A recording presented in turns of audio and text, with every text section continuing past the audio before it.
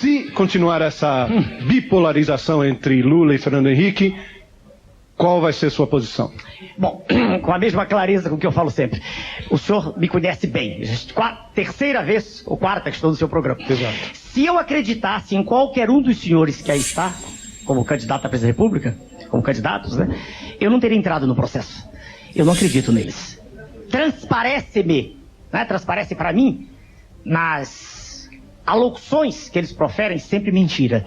Sempre uma hipocrisia gigantesca. E de modo que eu estou sendo mais uma vez sincero. Se não chegar, não estarei do lado de ninguém. Recolho-me a minha posição de um cidadão comum, de professor de medicina.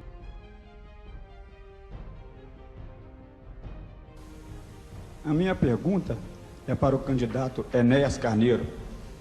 Essa figura exótica que aparece na vida política do país de 4 em 4 anos como um meteoro eleitoral.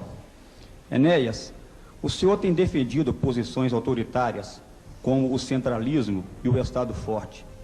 O senhor tem demonstrado preconceito contra os que não têm diploma, contra os que não têm curso superior, como mostrou no debate passado, ao atacar Lula por não ter curso superior. O senhor tem defendido posições ultranacionalistas. O senhor grita como um alucinado. Diante disso tudo, eu pergunto, o senhor é fascista? Meu nome é Teodomiro Braga. Peço ao auditório que não se manifeste. Posso começar a responder? Por favor, doutor Enéas. Bom, vou marcar o tempo e eu tenho obediência rígida ao tempo. O senhor foi extremamente infeliz. Aliás, isso é próprio do que o senhor escreve. E agora o senhor me permite, eu só falo. Eu ouvi com atenção.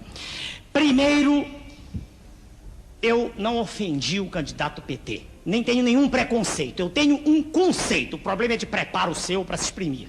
Eu tenho... Um minutinho, por favor. Um minutinho, por favor. Fascista. O senhor não tem direito de me interromper, senão eu paro e me retiro do ambiente. Vamos respeitar as regras. Não há réplica neste momento do debate, meu caro Teodomiro. Obedeça a regra como eu também. Isso é disciplina o nome disso. Muito bem. Eu vou obedecer as regras para as quais eu fui convidado. E eu peço que o senhor retire segundos que perdi aqui na discussão. Então, eu não ofendi em nenhum momento. Eu não tenho nenhuma forma de preconceito. Nenhuma forma. Eu tenho um conceito estabelecido. Para se dirigir um país, para se ter sob o seu comando a direção de uma nação continental como o Brasil, é fundamental que se tenha preparo. Não há nenhum preconceito quanto a isso. E o senhor candidato aqui presente, que poderá à frente defender-se, não detém escolaridade, e eu disse isso a ele com respeito, não o ataquei, não detém o volume de informações, o acervo de informações que é necessário para conduzir os destinos da nação. Foi isso que eu disse. O segundo ponto agora, isso eu estarei disposto aqui, se houver condição de discutir com ele, em questão aberta. Agora, o outro ponto, o senhor diz que eu sou autoritário. Eu detesto esta situação em que a nação brasileira se encontra, de absoluta desordem, em que não se respeita coisa nenhuma, em que os senhores da imprensa têm o poder total, como o senhor acabou de mostrar agora me interrompendo, em que os valores cívicos estão sendo todos lançados no ralo, em que não há mais na nação nenhum sentimento de respeito à família, porque no horário nobre passam-se cenas de lascívia, de sexo quase explícito, com a conivência dos diretores, e ninguém se preocupa em perguntar para um pai de família se ele gosta disso. Isso é liberdade absoluta. Então é contra tudo isso que eu ponho o meu discurso, a minha alocução. Quando o senhor me ofendeu agora, o senhor disse que eu sou exótico, se eu tenho barba é um problema meu, o senhor não tem nada a ver com isso. A sua visão de exótico... As manifestações são dispensáveis. E, doutor Enéas... Eu termino já. É porque ele por me favor, interrompeu. Terminarei seu tempo já terminou. As suas expressões traduzem apenas a incompreensão do senhor de um sentimento que eu represento, de uma insatisfação coletiva da nação, para com toda essa farsa que existe, apresentando-se um modelo, esse sim, muito que é de uma obrigado. libertinagem. José Maria Marim, candidato da coligação PSC-PT do B, pergunta agora para Enéas Carneiro, do Prona. Doutor Enéas, como o senhor sabe, eu sempre estive ligado ao esporte.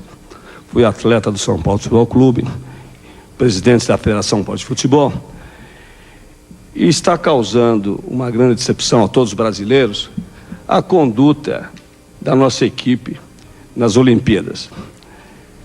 Eu pergunto ao senhor, o senhor tem algum projeto específico como candidato a prefeito visando a melhoria dos nossos atletas numa futura competição? Resposta ao governador Marinho, resposta sincera, como eu sempre dou. Eu não entendo absolutamente nada de futebol.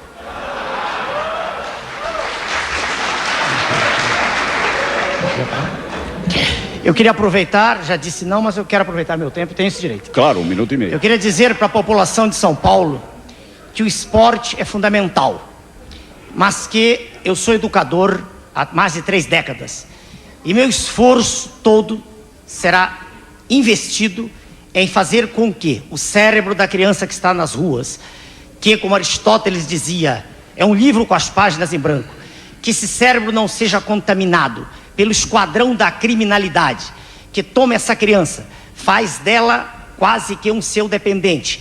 E pouco a pouco essa criança começa a furtar, daqui a pouco a assaltar a mão armada.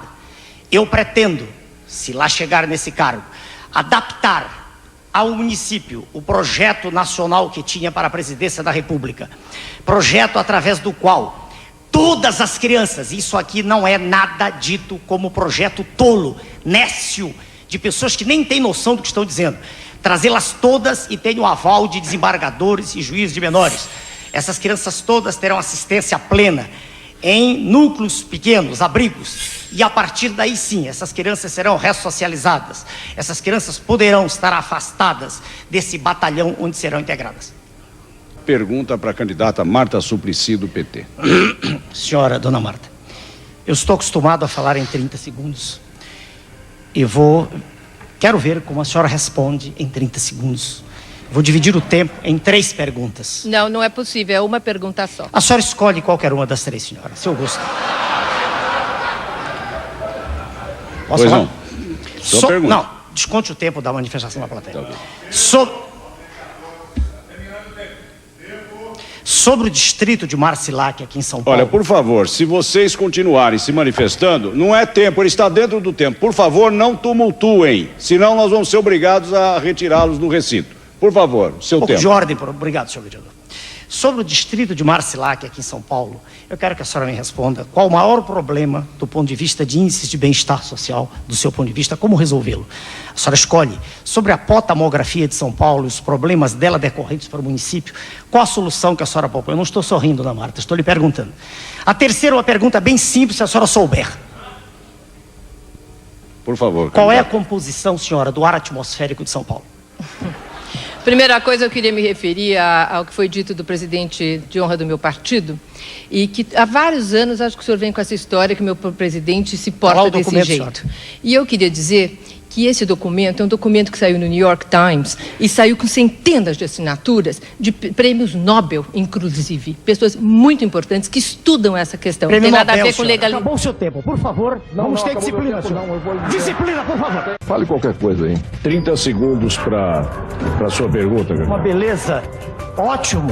Já que Sua Excelência, o ex-presidente da República, nada tem a dizer, eu tenho muito. Haveria necessidade de 1 hora de exposição, mas o avançado do tempo não permite que seja feito. E o mínimo de atenção e respeito pela paciência de todos que assistem aos pronunciamentos. Primeiro, dizer que poderia parecer despiciendas quaisquer considerações sobre o partido. Senhor? Não entendi. Mas diante da verve literária de Vossa Excelência e de tantos que me antecederam, eu tenho o direito de usar de um vernáculo escorreito também. E o serviço da dívida, isso é apenas o serviço, cada vez maior e a dívida continua crescendo. É uma ironia curiosa, quanto mais se paga, mais se deve. Não é problema do governo de Sua Excelência, o presidente Lula, que não entende nada disso. desculpem os líderes do PT, mas Sua Excelência já discutiu com ele certa feita ao vivo, não tem o mínimo de arrumação intracromossomial específica para dirigir o país. Não tem. Já disse isso ao vivo para Sua Excelência. Quando fui candidato a presidente, não estou ofendendo a honra, Sua Excelência. Não estou falando em nada que possa denegrir sua imagem do ponto de vista de caráter. Estou falando de inteligência. Estou falando de preparo. Qualidades, uma inata e desenvolvida até 16 anos em média. E outra adquirida com esforço extremo para quem nasceu em berço pobre como eu, que estudou a vida inteira, desde 9 anos trabalhando.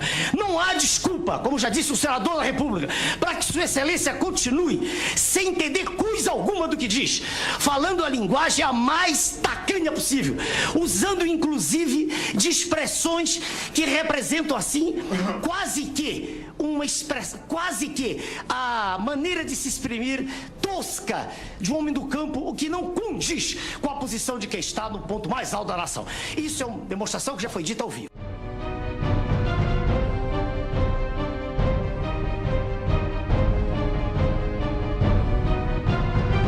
Meu nome é Enéas.